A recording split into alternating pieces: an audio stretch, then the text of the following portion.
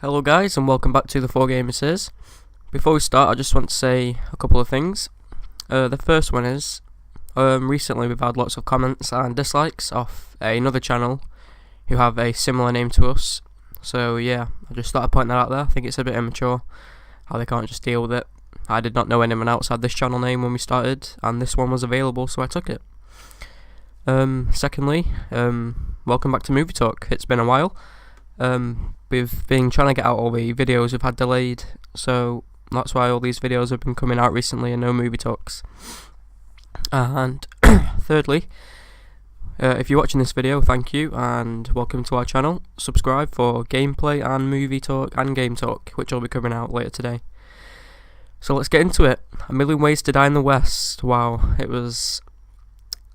First I'm going to tell you my positives and negatives of the film. Excuse me, my throat is just all over the place today. So yeah, I'm going to give you positives and negatives and then give you my overall rating. In fact, I'll give you my overall rating first. My overall rating of A Million Ways to Die in the West is 7 out of 10. Now the reason I've not given it an 8, 9 or 10 is because the negatives.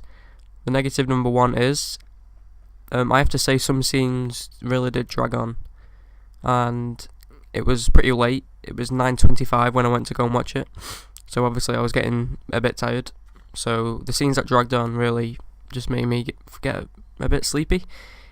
So yeah, that's that. The second negative is probably the cheesy dialogue.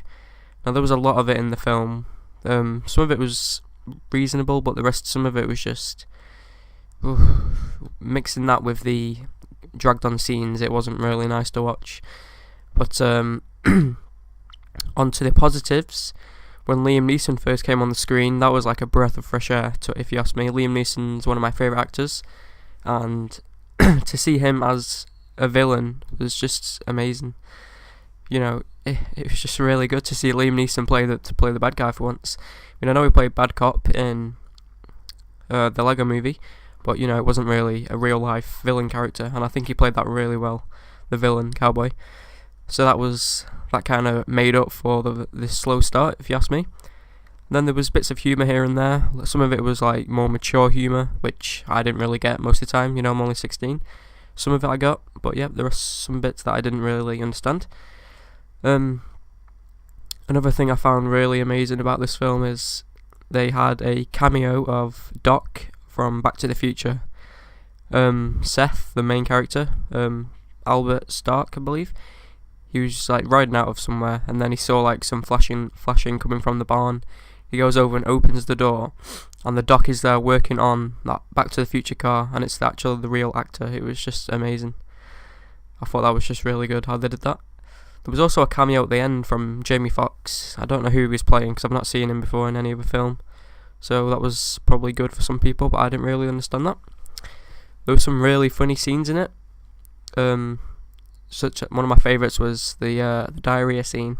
I know it sounds really weird, but one of the women in the film gave someone a tablet in the drink, and then the next day it just made him have diarrhea.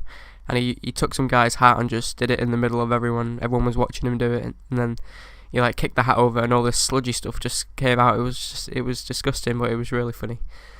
So yeah. Some of my best moments from the film. The bad bits, you know, cheesy dialogue, dragging on scenes. Some scenes were unnecessary, if you ask me. Liam Neeson came in, breath of fresh air, as I said. He brought liveliness to the show. He played a villain really well, and I hope he does that more often. Liam Neeson's just an all-out legend, if you ask me.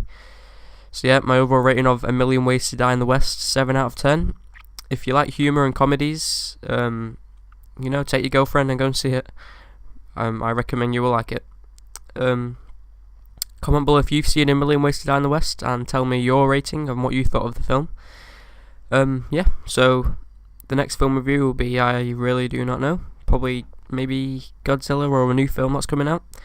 So yeah, thanks for watching this review of A Million Ways to Die in the West. They were my thoughts of the film, and I'll see you guys in the next video.